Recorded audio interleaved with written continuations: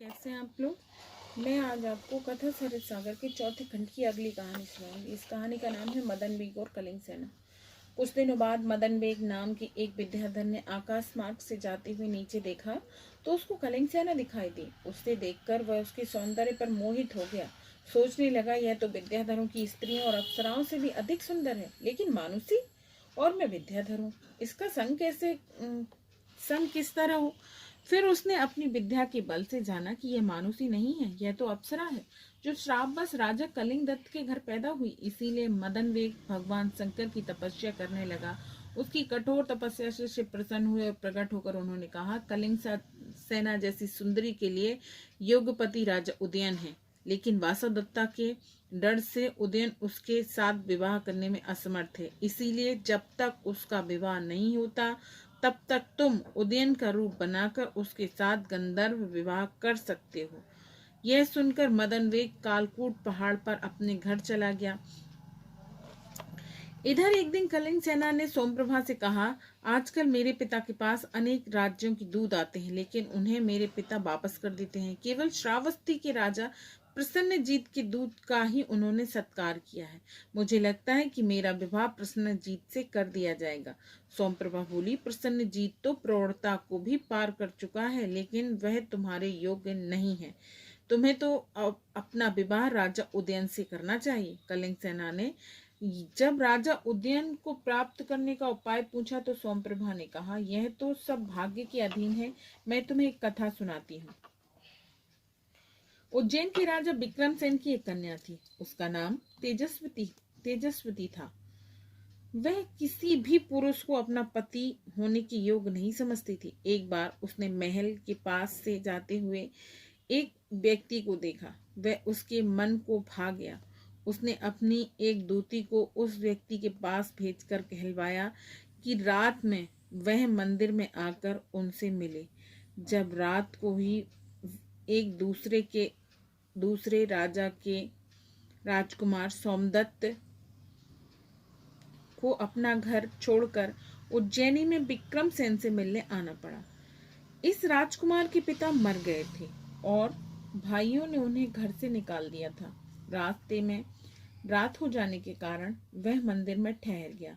राजकुमारी तेजस्वती रात को अपने बुलाए हुए व्यक्ति से मिलने के लिए मंदिर गई। वह व्यक्ति जब तक वहां नहीं आया, तेजस्वती ने मंदिर में ठहरे हुए राजकुमार को ही वह व्यक्ति समझा और उसके साथ वह वहां रही। भेद खुलने पर उसे अधिक दुख नहीं हुआ, क्योंकि सोमदत्त भी उस व्यक्ति के समान ही सुंदर था। सवेरे उठकर सोमदत्त राजा के पास सहायता के लिए गया। राजा ने अपने मंत्री के पुत्र की सहायता करने का वचन दिया। फिर अपनी पुत्री तेजस्वती से उसका विवाह करने का परामर्श भी रानी से किया। राजा को उस मंदिर वाली बात का भी पता चल गया। उस समय राजा के एक मंत्री ने राजा से कहा, भाग्यवान लोगों के कामों में भाग्य ही सबसे बड़ी सहायता करता है। मैं आपको एक कथा सुनाता हूँ। किसी गांव में एक ब्राह्मण रहता था। नाम था हरि शर्मा। वह गरीब था, मूर्ख भी था। उसने स्थूल दत्त नामक एक बनिए के यहाँ नौकरी कर ली। एक बार इस बनिए के घर विवाह का उत्सव हो रहा था। उसमें खाने पीने की बहुत सी चीजें बनी, लेकिन हरि शर्मा की ओर किसी ने ध्यान नहीं दिया। तब उसने अपनी पत्नी से कहा, मैं एक सर्वज्ञ पंडित बनता हूँ, तब तुम ये बात सबसे कहना। इसके बाद हरि शर्मा ने दूल्हे के घोड़े को चुरा कर छिपा दिया। सवेरे सब लोग घोड़े को खोजने लगे। तब हरि शर्मा की पत्नी ने कहा, मेरा पति सर्वज्ञ है, उससे पूछो। हरि शर्मा से पूछने पर घोड़े का पता बता दिया। वह प्रसिद्ध हो गया। एक बार राजा के घर चोरी हुई। राजा ने भी हरि शर्मा को बुलाकर चोरी का पता लगाने को कहा। हरि शर्मा ने एक दिन का समय मांगा और उस रात वह राजा के महल के पड़ोस में ही सोया। उसे कल की बहुत चिंता थी। वह समझ नहीं पा रहा था कि क्या करे। इस चिंता में वह कुछ बकने लगा, हे जिवा रानी, अब तो तुम्हें मरना ही पड़ेगा। यह बात वह अपनी जीभ को संबोधित करके कह रहा था, लेकिन जिह्वा नाम की दासी ने, जिसने चोरी की थी, समझा कि इस ब्राह्मण को मेरी चोरी का पता चल गया है। डर के मारे वह उसके पास आकर गिड़गिड़ाने लगी। हरी शर्मा ने सब कुछ जानकर दूसरे दिन राजा को चोरी का रहस्य बता दिया।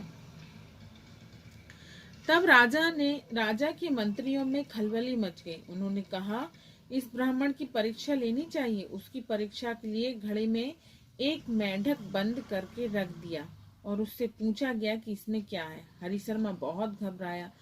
बचपन में उसके पिता उसको मेंढक के नाम से पुकारते थे, इसीलिए वह कहने लगा, हे मेंढक, अब तुझको मरना ही पड़ेगा। यह सुनकर राजा और रानी बहुत प्रसन्न हुए और उसे बहुत पुरस्कार दिया। यह कथा सुनाकर मंत्री ने राजा विक्रमसेन से कहा, सोमदत्त और आपकी कन्या तेजस्विती का मिलन इसी भांति भाग्य का प्रभाव है, इसीलिए आपको इन दोनों का विवाह कर देना चाहिए। विक्रमसेन ने सोमदत्त और तेजस्विती का विवाह कर दिया। बाद में विक्रमसेन की सहायता से सोमदत्त ने अपना खोया हुआ राज्य भी पा लिया। सोमप्रभा बोली, सो हे कलिंग सेना, अगर भाग्य का साथ देना है तो उदयन से तेरी भेंट अवश्य होगी। यह कहकर सोमप्रभा आकाश मार्ग की ओर अपने घर चली गई। अगली कहानी अगले वीडियो में। Okay, bye, take care.